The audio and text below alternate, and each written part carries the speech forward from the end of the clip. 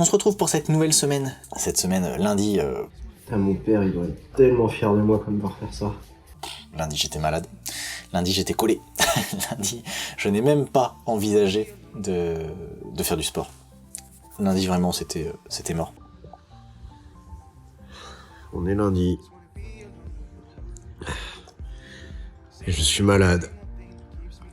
Oui, c'est gentil, Spencer. Donc, j'ai pris mon chien en peluche. Et puis je dors au coin du feu. Tranquillement. Pour me remettre le plus vite possible. Ah ouais, Spencer. Comme ça, on ira courir tous les deux. Ouais, t'as raison. Allez, je me repose. Et on voit ce qu'on peut faire demain. J'espérais m'être suffisamment reposé pour pouvoir le mardi aller à mon bike fitting. J'avais rendez-vous mardi à 10h à 1h, 1h15 de la maison, que j'ai fait. Et qui s'est passé. Et qui n'était pas... Fin du bike fitting. On a passé plus de 2 heures. Quoi en dire? Voilà. Pas le sentiment d'avoir face à des gens très gentils, mais pas des pros, quoi. Il prend les codes, très bien. Il met dans son logiciel et il reproduit ce que le logiciel a dit. Au niveau des problèmes de l'assise et de la selle, voilà. Au niveau des réglages du vélo, il a pas touché à grand chose en vrai. Les cales, elles étaient bien faites. La hauteur de selle, elles étaient bien faites. L'avancement était bien fait. Seul truc qu'il a fait pour modifier un petit peu, il a avancé la selle d'un bon 4 cm pour soulager un petit peu. On a essayé de jouer sur l'inclinaison, mais ça n'a pas marché. Et il trouvait pas de solution, donc je lui ai dit, au pire, on change de selle. Ça me va si on change de selle. Oui, mais j'en ai pas à vous faire tester. Voilà. J'ai un peu le sentiment d'avoir perdu mon temps. Non pas qu'une étude posturale c'est pas important, mais que c'était peut-être pas les personnes les plus compétentes. Donc il m'a proposé une solution très agréable de sa part d'ailleurs. La solution c'est il commande une selle en test qui coûte une centaine d'euros et il va me faire 15% dessus si je la prends. Donc là il la commande, quand il la reçoit dans une semaine et demie, il me l'expédie gratuitement, il me la met en test le temps que j'ai besoin de tester. Donc si c'est une semaine, 2 semaines, 3 semaines, 4 semaines, 2 mois, 3 mois, je l'essaye. Si ça me convient, je la garde et il me fait 15% dessus. Et si ça ne me convient pas, je la renvoie et puis donc faut que j'attende une semaine et demie, 2 semaines, le temps de la recevoir, la poser sur le vélo. Ce que je retiens d'aujourd'hui quand même, c'est que mes réglages ils étaient plutôt ok, parce que la hauteur de selle il est arrivé, boum, ok, la hauteur de selle elle est nickel. L'avancement des prolongateurs, on va avancer un petit peu histoire de se sentir bien. Alors je vais profiter pour poser plein de questions quand même, pour les réglages du vélo, les réglages des railleurs, les réglages position, comment on se met un peu plus en position aéro, comment on vient rechercher un petit peu tout ça, donc je vais profiter. Mais j'ai pas le sentiment que le problème est réglé, quoi. Là il y a un compromis qui est fait pour répartir un peu plus la charge des fesses sur la selle. Le mardi après-midi, quand je suis rentré, je me suis dit, allez, vas-y, t'es quoi, j'essaye un petit peu. J'ai essayé 2 minutes et j'ai essayé de motiver les chiens à venir avec moi pour me motiver.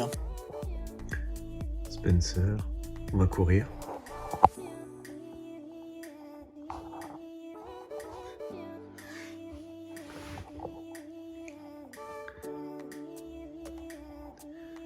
Bubu, toi tu viens courir toi? Allez Spencer, viens courir. Spencer.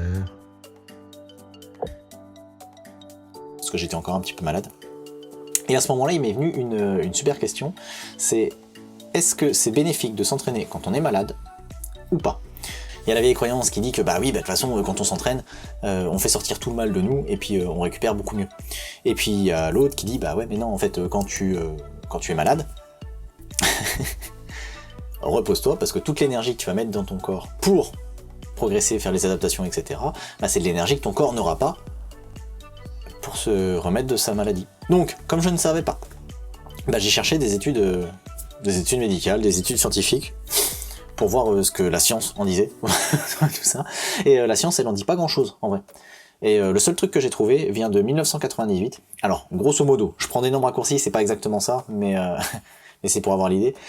Ce qu'ils ont fait en 98, ils ont pris 32 personnes. Ces 32 personnes-là, volontaires. Ils leur ont inoculé rhino, rhume, trucs comme ça. Ce qu'on a à peu près en ce moment. Il y a la moitié de ces personnes-là qui n'avaient pas de sport, juste de la récup, c'est parti, et l'autre moitié qui devait faire de l'activité sportive plus ou moins intensive. Ça a été pris sur un panel plutôt large, alors il y a plein de biais dans cette étude, mais on s'en fout, c'est pour illustrer. Et grosso modo, ce qu'il en est ressorti, c'est que quand on fait du sport, il n'y a pas d'aggravation ni d'amélioration sur son état de santé. Quand on ne fait pas de sport, il n'y a pas de récupération plus rapide ou plus lente que quelqu'un qui fait du sport. Voilà, ça ce qu'il en est ressorti. Donc à la question, est-ce que je peux faire du sport quand je suis malade? La réponse est oui. Est-ce que c'est intelligent de faire du sport quand on est malade? Bah si on a de l'énergie, autant l'utiliser pour se guérir, plutôt que pour faire les adaptations. Plus vite je me guéris, plus vite je fais les adaptations de mon corps pour continuer de progresser. Plutôt que d'essayer de faire deux trucs en même temps. Ça c'était l'énorme résumé de cette étude-là. Personnellement, ce que j'en pense, c'est que il n'y a aucun intérêt à faire du sport quand on est malade, si on n'a pas envie d'en faire. Si on a déjà du mal à se lever du canapé, aller courir 5, 10, 15 km, quel est l'intérêt à ce moment-là? Autant utiliser l'énergie que j'aurais pu mettre dans cette course à pied-là pour me remettre d'aplomb plus vite. C'est la stratégie que j'ai décidé d'adapter pour une fois. Parce que d'habitude, c'est vrai que j'ai tendance à forcer un petit peu, mais là, pour cette fois-là, j'ai décidé de me dire, je me repose, je me repose, je me repose, et je ne fais que me reposer. Et le fait est que en 2 jours et demi, plus de rhume. Donc, je suis plutôt content. J'ai continué de lire un petit peu ce qui se disait au niveau de, non pas de la littérature scientifique, mais de ce que disent les coachs. Et grosso modo, les coachs, unanimement, à un niveau professionnel, un niveau sérieux, un niveau pas Roger au PMU du coin, quoi, mais un niveau intéressant, ils disent tous de manière unanime, faire du sport quand on est malade, si c'est juste le nez qui est pris, pourquoi pas. Au-delà de ça, c'est de l'inconscience. Voilà. Alors, je suis pas pro, mais je trouve que le conseil était pas mal, donc je le garde. Et puis je me suis reposé. Mercredi, j'étais entre deux, je savais pas trop, voilà, c'est les 2 jours et demi pour me remettre. Je me suis dit, allez, j'y vais pas, j'y vais pas, et bon, je sais pas. Donc, j'avais pas envie d'y aller trop tout seul. J'ai essayé de remotiver les boarders. Les boarders, ça répondait pas. Ils avaient pas envie. Spencer, on va courir. Allez. Bon bah, je me repose bien, encore une journée, et puis demain je m'y remets. Ce qui nous amène au jeudi, et le jeudi, il y a eu essai du vélo. J'ai fait 10 minutes zone 1, hein, même pas zone 2. Je vais aller courir. Voilà. Et ça allait pas. Je me suis arrêté tout de suite. 2 heures après, j'ai repissé un petit peu de sang encore. J'ai fait bon bah ok, hop, vélo, fini. On attend que la solution de secours arrive avec le prêt de la selle que va me faire le bike fitter. Et puis bah j'ai voulu remotiver les boarders à aller courir encore une fois. Mais les boarders, bah, ils étaient pas réceptifs. Donc j'ai pris quelqu'un qui était motivé, je suis parti courir avec Ethan cette fois. Donc lui il était en vélo. Zone 2, on va faire un petit peu de zone 3. 3 fois 4 minutes en zone 3, avec 2 minutes de récup. Et puis retourne un petit peu les jambes. J'avais beau dire que je m'occupais plus des soucis avec la montre, ça m'a frustré, ça m'a énervé. J'ai envoyé un mail à Garmin, leur expliquant la situation, et le lendemain, ils m'ont envoyé un protocole à suivre avec la montre. Problème réglé. Là, la dernière sortie, la sortie course à pied que j'ai faite samedi, j'ai eu 60 mètres d'écart peut-être, entre ce que me dit le téléphone et ce que me dit la montre. Donc là, hop, problème réglé. Et s'ensuit à vendredi. Vendredi, j'ai eu une grosse séance de course à pied. La séance de course à pied, elle était avec le club pour faire un test VMA. Test VMA, on en a déjà parlé un petit peu dans l'épisode 6. Et pour ce test VMA, je m'attendais à avoir une VMA de 12 km/h, comme ça. Le protocole utilisé, c'était, on a commencé à 8 km/h. À 8 km/h, on court 3 minutes. Et on s'arrête 1 minute. Après, on repart à 9 km/h pendant 3 minutes et on se repose 1 minute. Et puis après, 10 km/h pendant 3 minutes et on se repose 1 minute et on monte et on monte et on monte et on monte. Et quand on arrive à l'épuisement, bah, c'est la valeur de VMA que le club prend en compte. J'ai réussi à monter jusqu'à 15 km/h, donc je suis très fier. Je suis très fier de moi, c'était une belle réussite parce que je pensais pas aller aussi haut. À la fin du test, à 15 km/h, j'ai fait 1 minute à 16 km/h pour voir si ça passait. Ça passait pas, j'ai vomi, c'était très bien. Le samedi, j'ai fait séance de course à pied. J'ai pris Spencer, je vais pas laisser le choix, je vais faire aller mon gros, putain, on est parti. En zone 2, il fait froid. Plus couvert, j'avais la flemme d'y aller tout seul. Donc j'ai pris Pensou, le joli border tout doux. Aucun objectif hormis la zone 2. Zone 2 est toujours la cadence de pas. Je travaille toujours là-dessus. Le but c'est de la monter progressivement.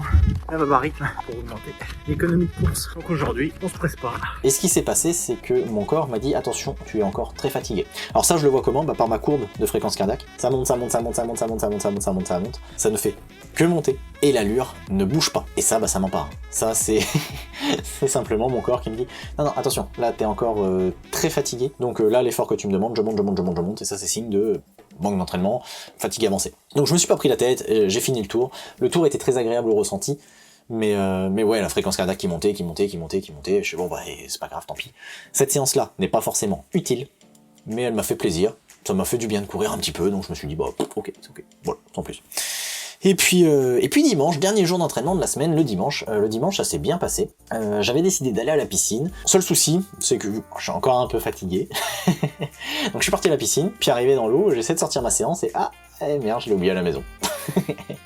Donc j'ai fait ma séance tout seul, bon c'est pas grave, hein, je savais grosso modo ce qu'il fallait faire, donc j'ai nagé, je me suis appliqué toujours sur la technique de hop, je m'étends, je viens chercher, toujours le fameux catch, et je m'étends bien dans l'eau, et puis hop, je viens chercher. Bref, de la piscine. Les sensations étaient pas folles parce que souffler par le nez, c'était... Ah voilà, je l'ai bouché encore un peu quoi, donc c'était pas facile. J'ai fait un petit peu de travail de respiration aussi. L'optique c'était de retrouver quelques sensations et puis de voir ce que ça pouvait donner. Donc j'ai fait 2000-2200 mètres à une allure qui était un poil plus lente que d'habitude, mais j'ai fait qu'une séance de piscine, mais au moins j'ai fait une séance de piscine cette semaine. Ça m'a pas permis de progresser cette semaine, mais c'est pas grave. Donc voilà, c'était le résumé de ma petite semaine. La semaine prochaine, normalement, c'est encore une semaine de charge, donc je ne vais pas refaire cette semaine-là. Cette semaine-là, elle est passée. Les séances que je n'ai pas faites, bah tant pis, elles sont perdues, je les referai dans une prochaine préparation générale. Mais c'est pas grave, tant pis, la semaine prochaine, on refait une belle semaine de charge. Sauf, là, le vélo, tant que je n'ai pas la nouvelle selle, c'est terminé. Donc voilà, c'est ainsi que s'achève cette semaine. On se retrouve la semaine prochaine. Merci à tous ceux qui s'abonnent. Merci à tous ceux qui regardent la vidéo sans être abonnés, mais n'hésitez pas à vous abonner aussi, parce que c'est toujours agréable de voir que les gens me suivent. La dernière vidéo a plutôt bien marché, hein, j'ai quand même presque 55 vues en une semaine, ce qui est à mon sens et à mon niveau un plutôt bon résultat. Donc merci aux personnes qui ont regardé la vidéo, et n'hésitez pas à regarder les autres que vous n'avez pas vu, par exemple la 6 où on parle de la VMA. Allez, je vous souhaite une belle semaine et on se retrouve la semaine prochaine.